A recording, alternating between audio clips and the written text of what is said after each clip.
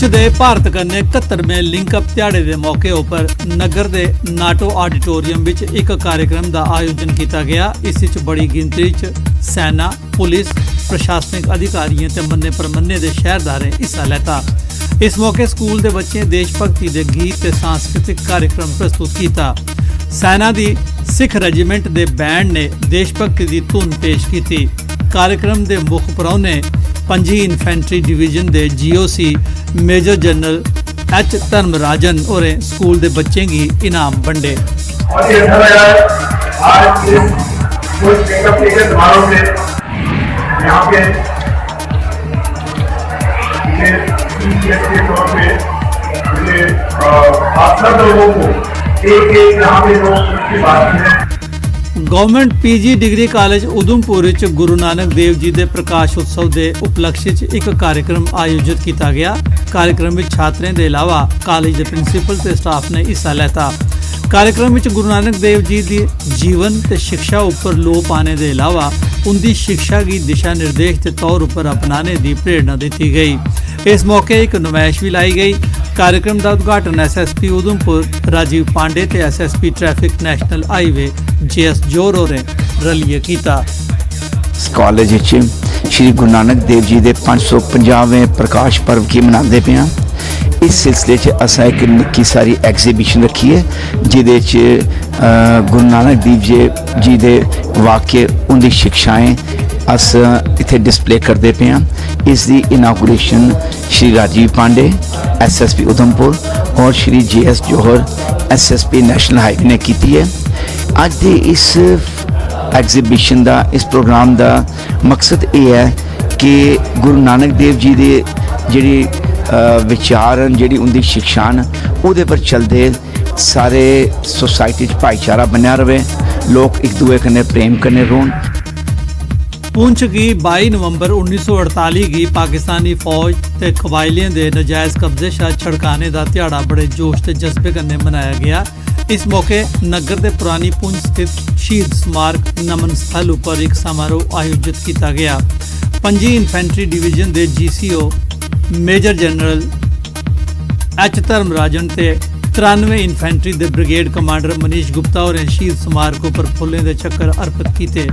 Brigadier Pritam Singh उनकी अगवाई च भारत की सेना ने 1948 सवा साल तोड़ी कबायलियों ते पाकिस्तानी फौज कन्नै लड़ाई करिए उन्हें मारी नसाया हा ते पुंछ की भारत कन्नै लिंकअप किया हा। कठुआ जिले के ग्रां चंबे दा बाग दे लोग नवी सड़क बनने के काम की रफ्तार शा नाखुश हैं। कई बरे के इंतजार के बाद सड़क बनने का काम शुरू हुआ, लेकिन मुतलका ठेकेदार कीड़ी की चाल आला लेखा काम करारदा है। लोगों के घरें के अगे खड्डे खोदने मूजब आओ जाई च बड़ी मुश्किल हो रही है। लोगों इंतजामिया की अपील की है जो उनकी सुरत लै।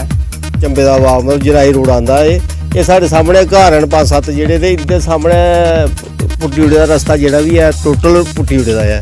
असा उस दिन बोलिया भी है कि पुट्टना तुम उन्ना रहन दो, जिन्ना साढ़ा रस्ता उन्ना रहन दो। बाद बोले आखिर नहीं असें कल कम लाई देना, कल 1.5 को उपर हो मतलब कम से कम लंब सम तुम हिसाब ला लो कि 2 महीने हो चुके हैं ये रस्ता पुट्टे। साड़ी माता की 2 बार डी वे बिच, एक दिन गड्डी डी वे बिच इधर रस्ते जा रही गड्डी थल्ले पंजाब की वो डी वे बिच बड़े मुश्किल ने बचे। एक पासा नाला एक पासा देखो रेत लाई दी है, या तो कम लान नहीं है तो इसी पूरी होन। ये मतलब कि लिंक रोड गया सीधा बॉर्डर कन्नै टच करता है।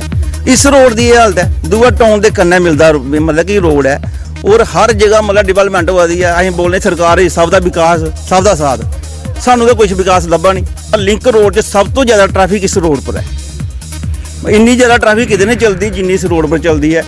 दूर बेचारे पंजाब के जोड़े ग्रां पौंदे ने उनके वास्ते भी मतलब कि ज़्यादा रस्ता आम रस्ता यही है। ਜਿਹੜੇ मतलब दरिया के अपने रावी के बाहर जिन्ने भी पिंड ने उसका सारा मेन रस्ता यही है, लेकिन रस्ते की हालत है कि हर दिन कोई ना कोई एक्सीडेंट इस। जिला इंतजामिया रजौरी आसिया स्वच्छता ही सेवा अभियान तहत स्कूलों के छात्रों की एक रैली कढ़ी गई। रैली सलानी पुल थमां शुरू होइए ते मेन मार्केट थमां लंघिए मंडी चौक पुज्जिए संपन्न हुई। छात्रें हत्थें च साफ सफाई रखने ते प्लास्टिक का इस्तेमाल नहीं करने के बैनर ते तख्तियां चुकी दी हियां। ग्रीन और ग्रीन बना सके और यहाँ से प्लास्टिक को जो है वो हटा सके। रैली बीपीएस से निकाली है जिससे वाटर जो है वो प्योर हो और ग्रीन है जो भी और क्लीन है जो भी।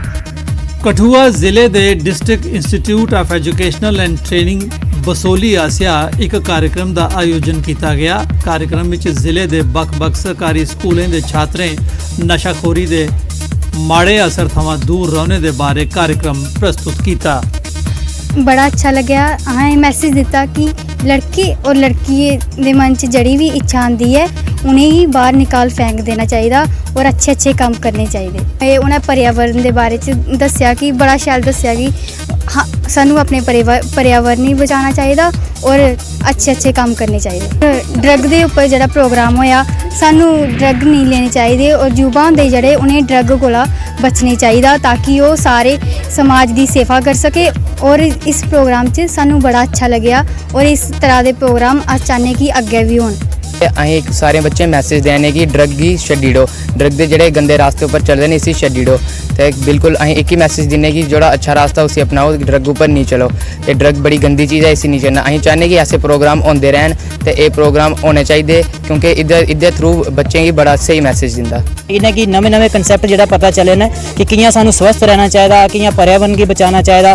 तो मैं अनुरोध करना कि अथॉरिटीज़ कोला कि हमेशा आगे आस्ते भी इस तरीके के प्रोग्राम जोड़े करते रौन ताकि ये कन्नै ज़्यादा को ज़्यादा जड़ा है समाज च मैसेज पुज्जे जा और लोग इन्हें आदतें कोला जड़ा है वो दूर होन और अच्छी आदतें की अपनाया जाए ताकि साड़ा समाज जड़ा है, साड़ा देश जड़ा है वो स्वस्थ बने रहे।